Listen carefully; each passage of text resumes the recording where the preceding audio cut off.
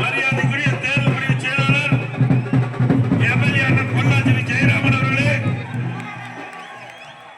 கழக அமைப்பு செயலாளர் முன்னாள் எம்பி திரு கே ஆர் அர்ஜுனன் அவர்களே, வருகிற சட்டமன்ற உறுப்பினர் திரு வி பி கந்தசாமி அவர்களே, சட்டப்பேரவை அறிவிச்சாளர் மாவட்ட செயலாளர் திரு மகேந்திரன் அவர்களே, கழக அமைப்பு செயலாளர் சட்டமன்ற உறுப்பினர் திரு எம் எஸ் எம் ஆனந்தன் அவர்களே, முன்னாள் அமைச்சர் எம்எல்ஏ கழக அமைச்சர் திரு தாமோதரன் அவர்களே,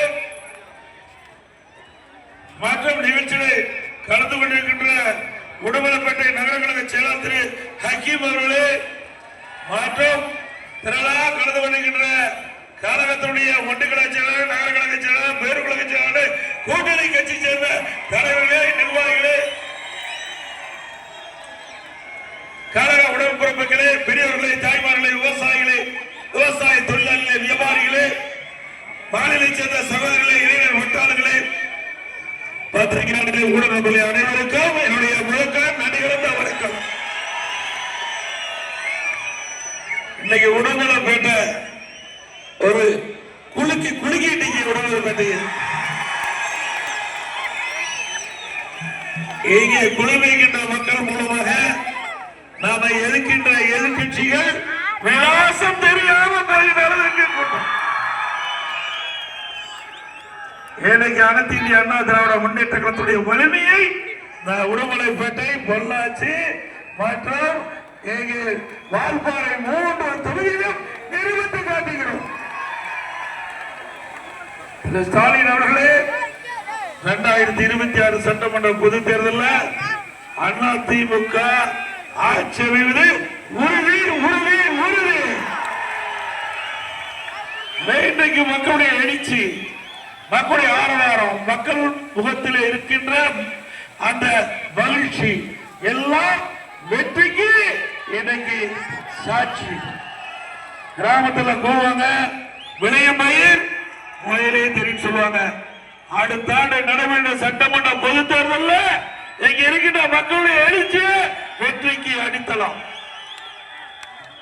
இன்றைக்கு அனைத்து இந்திய அண்ணா திராவிட முன்னேற்ற கழக அரசாங்கம் 2011-2021 வரைக்கும் ஆட்சி புரிந்த காலத்துல தமிழகத்துல நிறைய திட்டங்களை நாங்கள் நிறைவேற்றி தந்திருக்கோம். உடுமலைப்பேட்டை சட்டமன்ற தொகுதினா அண்ணா திமுக ஆட்சியில நிறைவேற்றப்பட்ட திட்டம் தான் மக்களுக்கு நன்மை கிடைச்சிருக்கு.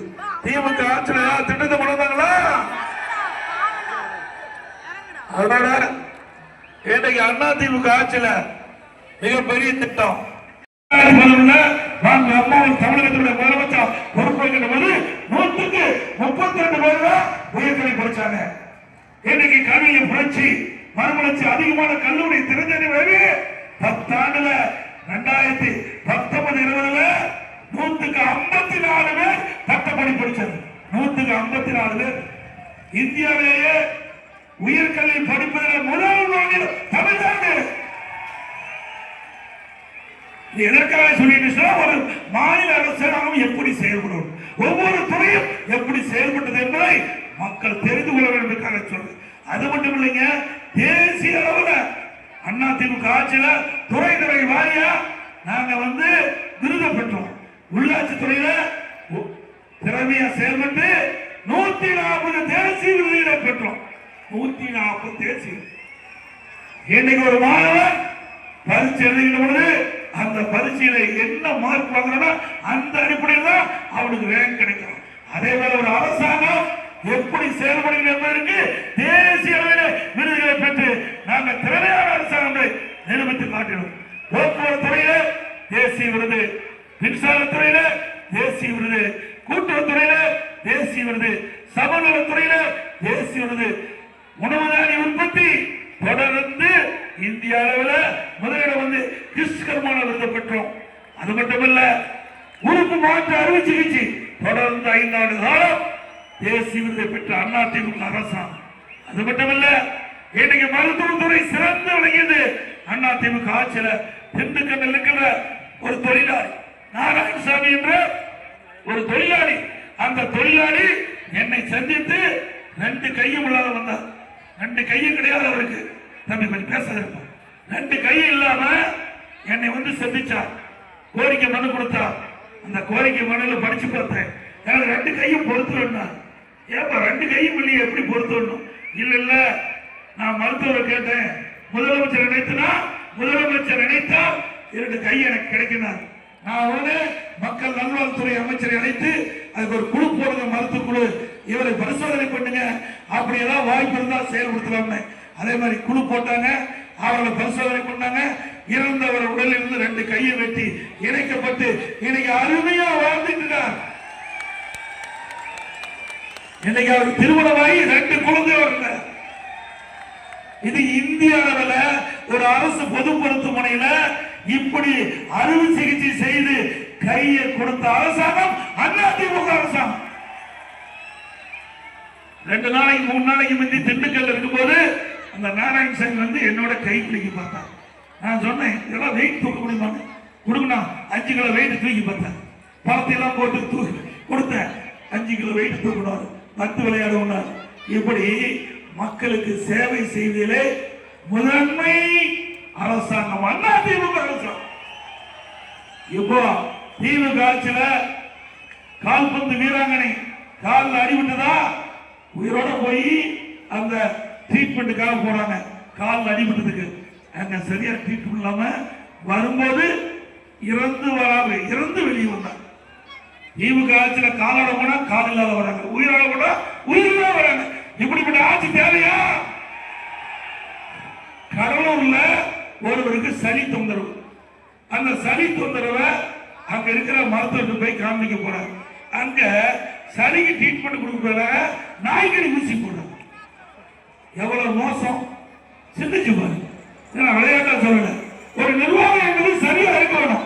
இன்னைக்கு ஏழை மக்கள் தான் அரசு மருத்துவமனைக்கு போறாங்க. ஏழை மக்கள் தான் பெரும்பாலும் அரசு பொது மருத்துவமனை நாடி தங்களுக்கு ஏதாவது நோய் ஏற்பட்டா அரசு மருத்துவமனை சிகிச்சை போறாங்க. ஆனா இந்த ஆட்சி வந்த பிறகு மருந்து கிடையாது, மாத்திரை கிடையாது, ஊசி கிடையாது, நிறைய இடத்துல டாக்டரே கிடையாது. அதிமுக ஆட்சி இருக்கின்ற போது 35,000 பேர் மருத்துவர், செவிலியர், மருத்துவ உதவியாளர் நியமிச்சார். 35,000 பேர் அதிமுக ஆட்சியிலிருந்து நியமிக்கப்பட்டு சிறப்பு மருத்துவ சிகிச்சை வழங்கணும் ஏழைகளுக்கு. ஆனா திமுக ஆட்சியில் அப்படி அல்ல. மீண்டும் அதிமுக ஆட்சி வந்த பிறகு இந்த மருத்துவத்துறை சிறப்பாக செயல்படும். உலக வங்கி திட்டத்தின் மூலமா நிறைய நிதி வாங்கி இன்னும் பல மருத்துவமனை எல்லாம் விரிவுபடுத்தணும்.